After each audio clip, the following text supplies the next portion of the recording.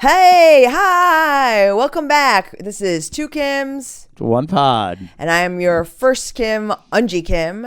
And I'm your last Kim, Peter Kim. And we are the hosts of this podcast. Thank you so much for coming back today. Hey. So it was, I don't know when this will probably come out later, but it was recently Mother's Day. Yes, happy Mother's Day. Yes, thank you very much. Did you do anything? I just called my mom and talked to her for a little bit. Okay, that's nice. Yeah. I usually send flowers, but I don't know. I've been sending my mom too much stuff lately. Yeah. I bought her a whole apartment. I'm done. Oh wow. Yeah. What did you do?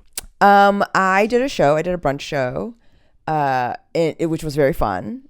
Mm-hmm. And then I went to my brother-in-law's house and was feted with all the other women of the family.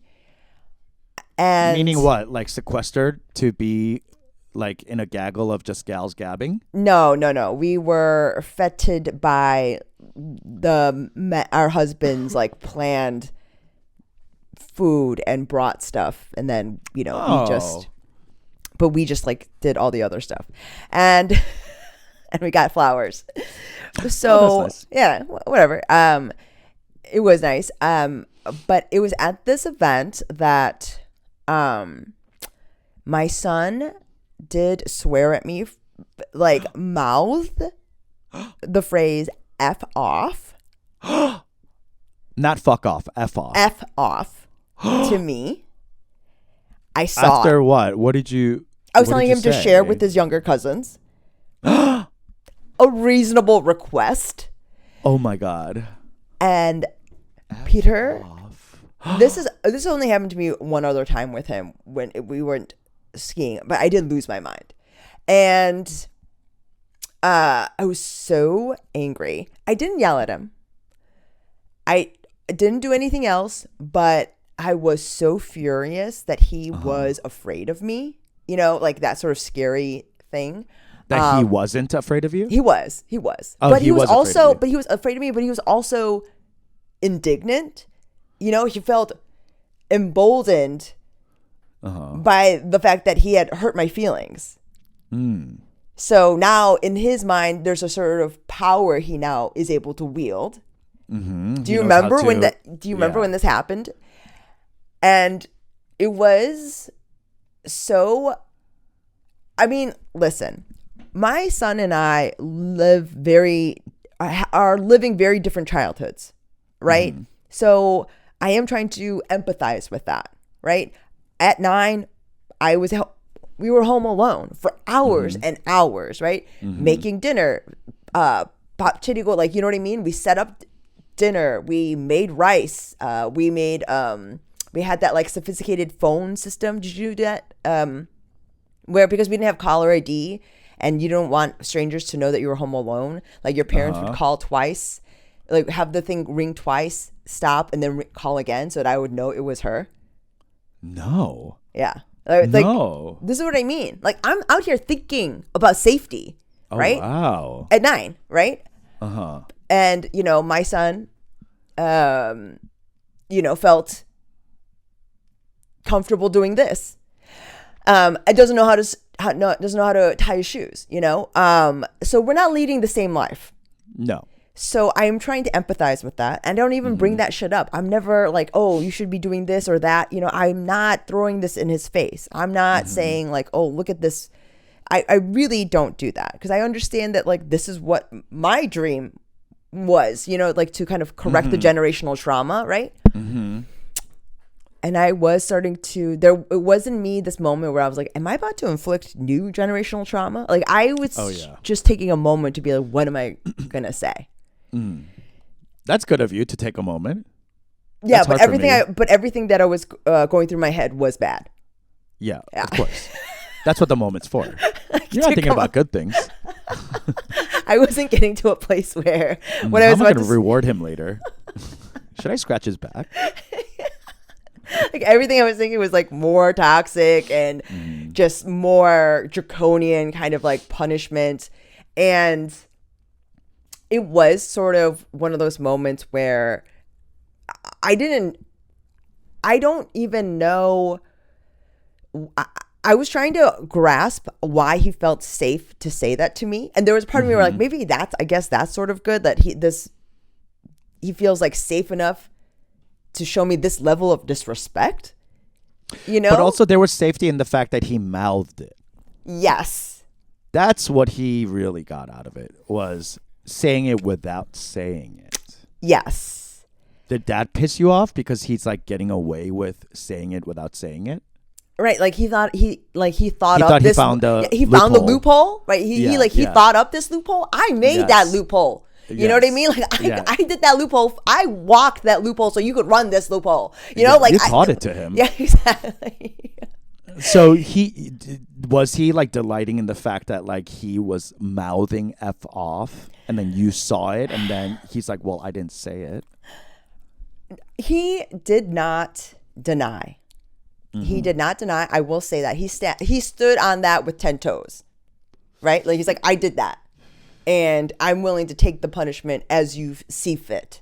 Okay. Like he was like, oh, like, you know, being like 10 toes down. Yeah. He's like, okay, what are you gonna do? Whatever you're doing, it was worth it to tell you to F off without saying a word. Because truly, like, what are you gonna do to me, right? Because he feels safe. Can you imagine, like, if it was me? We're at the in-laws. You can't do shit. And also, like, if I had done this or you, like, I would have lied immediately. Like, I didn't say anything. I didn't say anything. Yeah. But he felt safe enough to tell me the truth, right? Because he wasn't fearing a physical retribution. Right. And that is your fault. That's what I was thinking. There's a part of me like, that is 100% your fault. Did I fuck up here? Like, I think you did. Like, to be so safe. Like, truly, like, yeah. Bonkers. So, I mean, all of it. Like, he's just, so I'm trying to keep it together. And there's all this, because there's all these generations of moms there as well. So what happened? Did you silence. Take a moment, and then what happened? I said, sit in here. I gave him food. He had to sit inside, and then like I refused to be in the same space as him. And then I at a certain point he was trying to apologize to me, and I was like, I don't accept it. I rebuke thee. And I was like, I'm being petty in the name of Jesus. Thank you. And I just refused his apology. You said, talk to the hands. I said, I really did. Because the face does not comprehend that apology. I was like, I can't. And that is when he was a little afraid, because I was so pissed. Upset. Yeah. And at the end of the day, after it was no dessert, it was all this, you know, and I'm not yelling. The greatest of punishments. Skip that sweet. Yeah, you're watching everyone else have a bunch of Oreos, bitch. Right? Yeah. But he before he went to bed, he did more sincerely apologize. He was trying to get in my good graces, all that stuff. And I, you know, I don't know if I did not give him the satisfaction of knowing that I was over it until the next morning. Because you weren't. I was not. No. You were not with grace.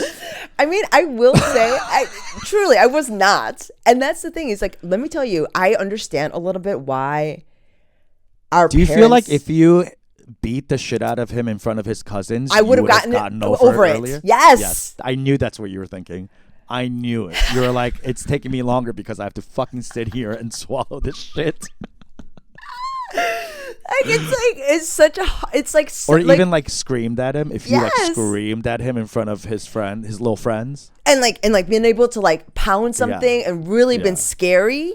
Yeah. That I would have been over it afterwards. Oh yeah, because you let it out. Yeah. You know, as opposed and to now you're fucking dreaming about vengeance on your son. And now I'm just one day closer to the inevitable cancer diagnosis. Yeah. Because of all this anger that I have stewing inside of me. Right. And you're not able to release it. Because I'm trying to make his fucking life better. You know, I just. Wow. And you know what's so crazy? Your mom was probably releasing it on you because to be like, I'm trying to make your life better. because I don't want to hold on to this. It's gonna be worse for you later. This is what I mean. Like, do we learn anything? You know, I don't think so. What I'm learning from parenting is that it's always wrong. I do believe that. You know what's something that I heard the other day was it was about gay. And it was about gay? Okay, it was about good. Gay? How this gay was talking about how, like, oh, my mom, she was an athlete. She was like a softball Olympian or whatever. She was a softball gay, okay? She was a softball gay. So, like, early gay, you know that immediately. Yeah. Yeah, when she's putting on the knee pads, you're like, this bitch gay. Yeah. And she was saying how, like, as she became a mom, her and her wife had to deal with one of her daughters coming out as gay. Okay. Coming out to them. Yeah. And her first reaction was fear. Right? And then eventually happiness. But of course. First jerk reaction was fear. Right. And at that moment, she realized that her own mom, who treated her like, you know, it was not that great, that she wasn't homophobic. Right. She wasn't scared of her. No. She was scared for her. Right. And how that's so misconstrued by the daughter or the child, because they don't have the ability to understand that amount of love, where it's like, I hurt when you hurt. Right. And you know, like, she gay. She gay and can't gay. Yeah. I can't handle the gay back, you know, back. Because, Yeah. So, anyway, all that to say, she was saying how, like, there's no right way, because your job is to fuck them up. And for them to react to something, to find themselves, find who they are. This is what I'm realizing, right? Like, and I'm trying to figure out a way to manipulate his sort of like the childlike impulse to always be against your parents, you know? Because Peter, can I tell you, I was texting my mom friends this today. You guys, we were talking about which future we thought was more likely, Star Trek or Star Wars. And he said, you guys, this is actually what he said. He said, he said Star Wars, and I said Star Trek, and he said to me, quote, "The truth is men grow tired of liberty," which is a quote from Benito Mussolini.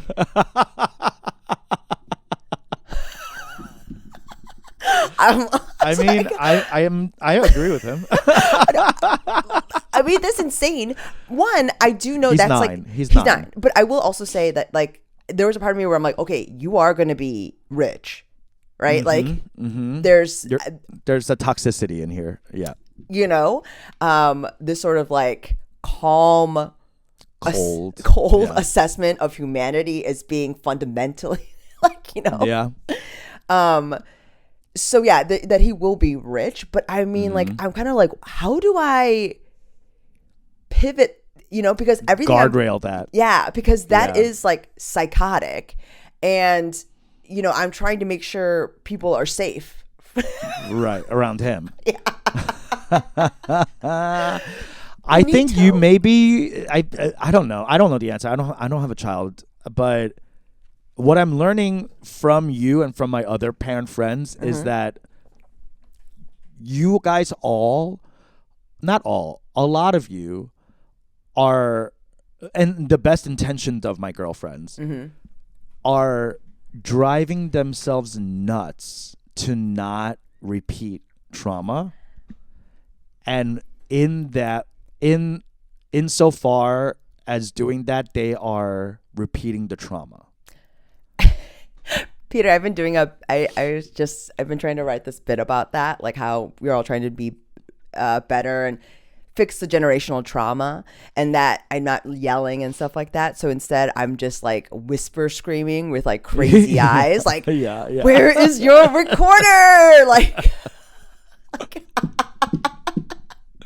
yeah, it's like new trauma unlocked. Because he like literally told me that I'm not, yeah. Because he literally told me I'm the emotional damage parent. Who said that? Your son? Yes. Oh my God. Read. Yeah. A full read. Because it was a full read, especially because I'm the one that really cares about it. Right? Yeah, that's why Yeah. you shouldn't be the one doing it. You know what I mean? Yes. It's because I think no matter what way you are spinning it, it's wrong. But your intensity of the spin is probably why you shouldn't be spinning it. Oh yeah, because you're trying so hard to correct the thing. I'm spinning, he's spinning, and we're spun. We're done. Yeah, we're spun. We're done. Like, yeah. Absolutely. And you know, that is correct. I think that's where it's getting to, where when you told me the emotional damage thing, like, I sat down. You must. You have to take a beat. I took a beat. I was like, I sat down and I was listen. and I did. I listened. I processed, and there was this moment where I was like, okay, so, and then I emailed a child psychologist. There was good. Good. Because it was just like, there was all this stuff that's good about it, where like he has the emotional intelligence to assess that, and he's communication skills. Yes, and he's like been around enough like mental health speak to weaponize it, so like it's good, but also there is this point where like like I'm sure there are other parents that can empathize, where like we've gone too far. We've overcorrected the generational 100%. trauma, and like we need to actually like rein it back, and we do need to traumatize, but in like a new way, right? Like it's like it just needs to be or like just take the foot off the pedal, so that like, because the trauma will happen even if you're not trying. You know what I mean? Like I think that's what we didn't understand. Yes, because we were so bent out of shape about immigration that we were like, fuck this. They are wrong. We are right. And we are going to right this thing. And that's why I think I still don't have kids. Because at least for me, like, I can stay safe from like not actually, but like intentionally having the kid. Yeah.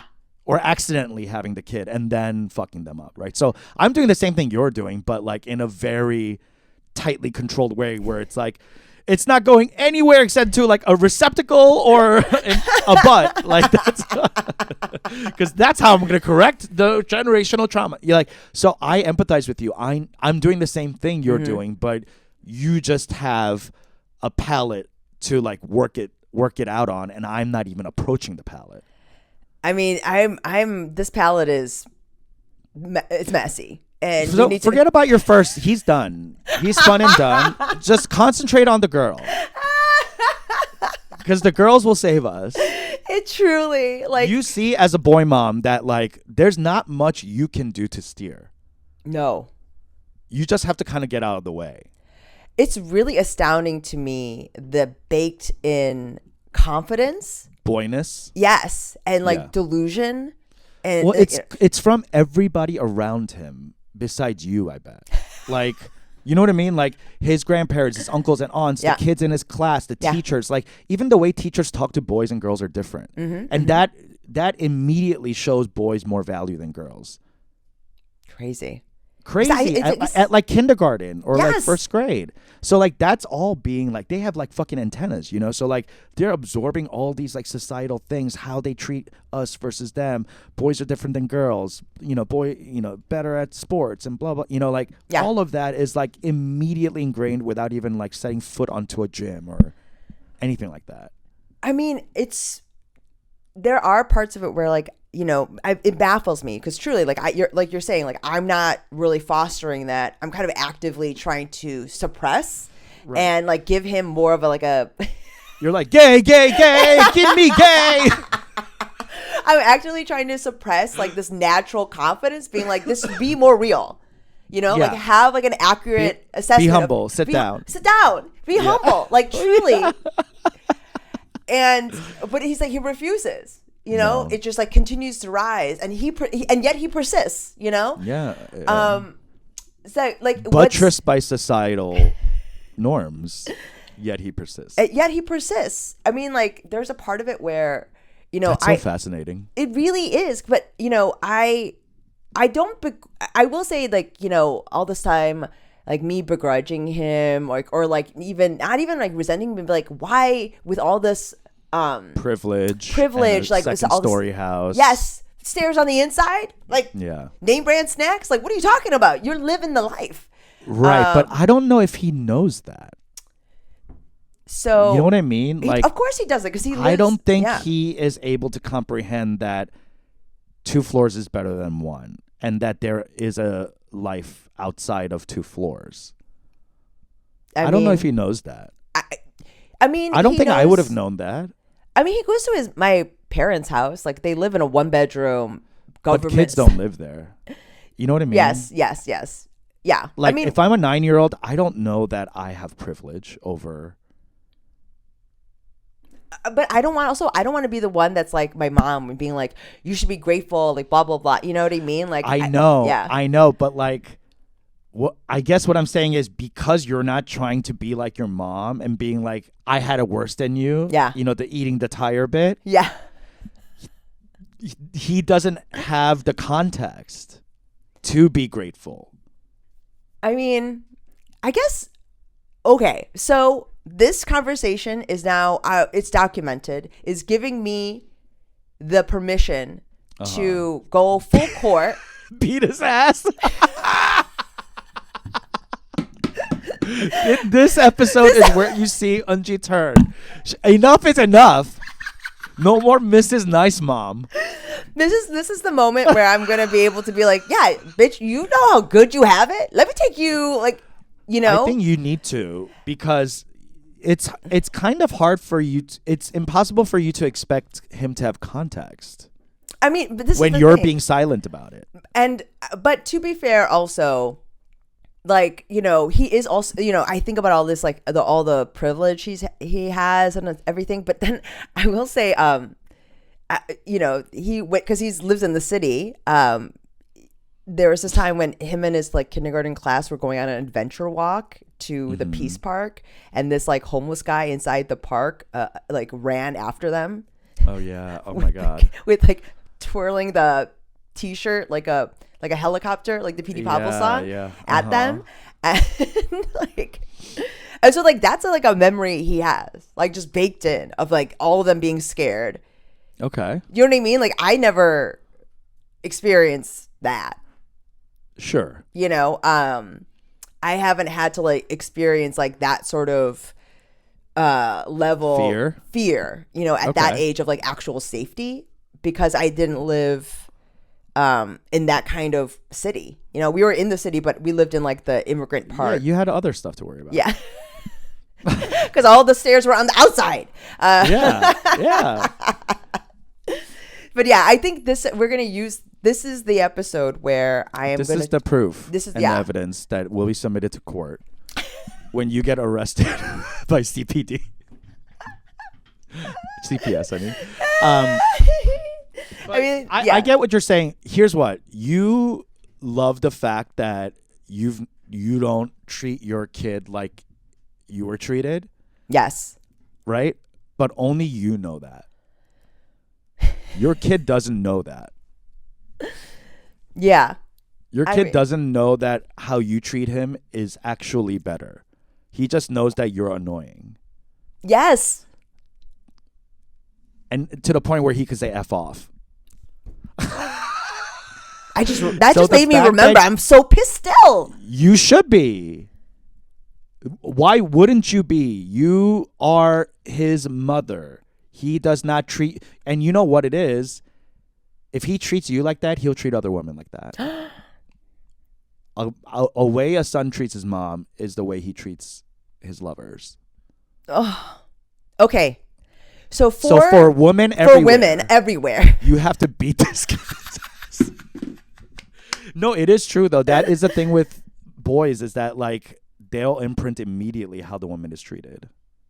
Yes. So yes, in the name of women, I on this podcast, this moment, solemnly swear to start treating my son like shittier and making him feel more gratitude and making sure he knows how good he has it. And I think that's a good thing for him. Yes, probably. I don't know. Yes, of course. He has to know, or else he's just running around privileged without knowing it, and then you being quietly angry about him not knowing it. Like, what the fuck? Seething. How's he supposed to know?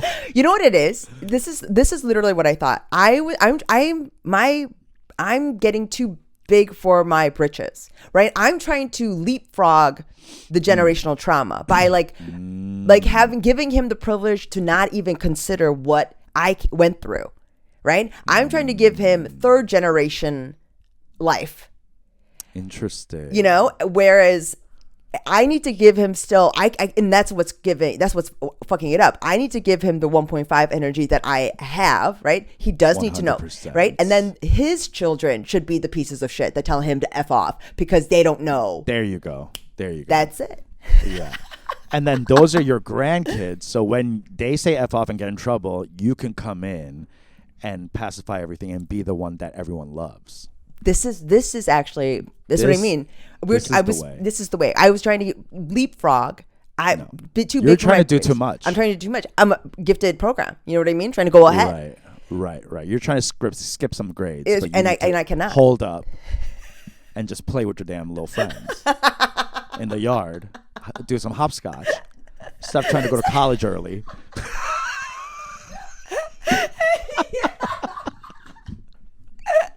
It's true. It's absolutely. I know it. My friend Christine's exactly the same way. Oh, you've met her. Yeah. She has kids your kids' ages.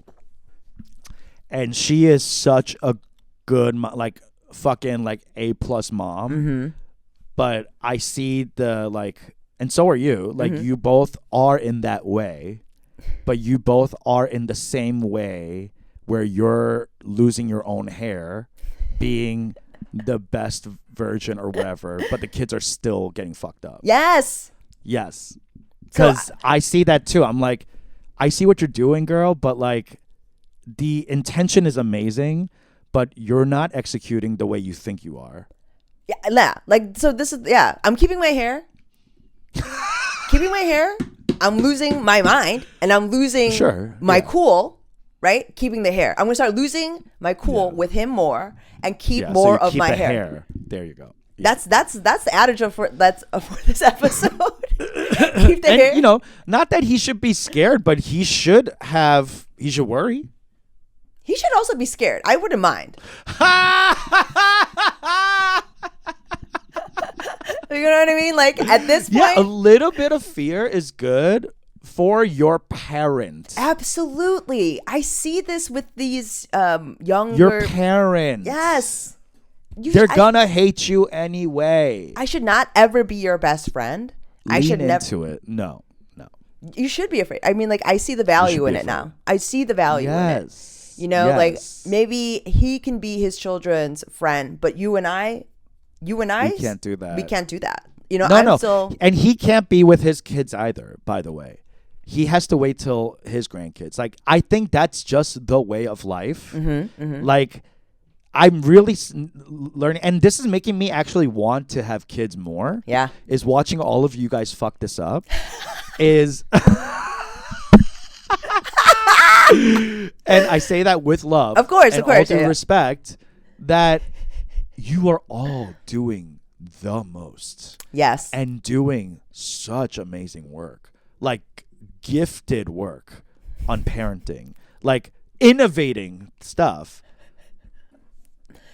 all the kids fucked up. We're solving problems nobody asked. Nobody us to solve. cares to solve, because you know why? That kid is getting fucked up in the opposite and equal reaction of whatever you're putting out. The thing is, and that's what I'm learning from y'all, is that like I can't fuck up my kid because he's already fucked.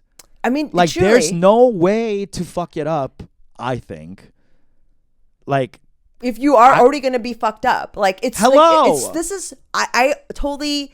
It's your seed. I can't tell you how many like parenting podcasts and like videos I'm watching and like, bitch, I'm doing algebra, and like in this moment I'm realizing he's doing geometry. You know what I mean? Like I'm like, why are we even bothering with this? Like it's not even. Yeah, no, I'm doing algebra and he's playing music. Like we're not doing the same thing. Like he's not finger painting. Yeah. You're solving for X and he's trying to do a turkey with his hand. It's sometimes I do have to remember that he is not a worthy foe. He's not a foe at all. He's not a foe at all.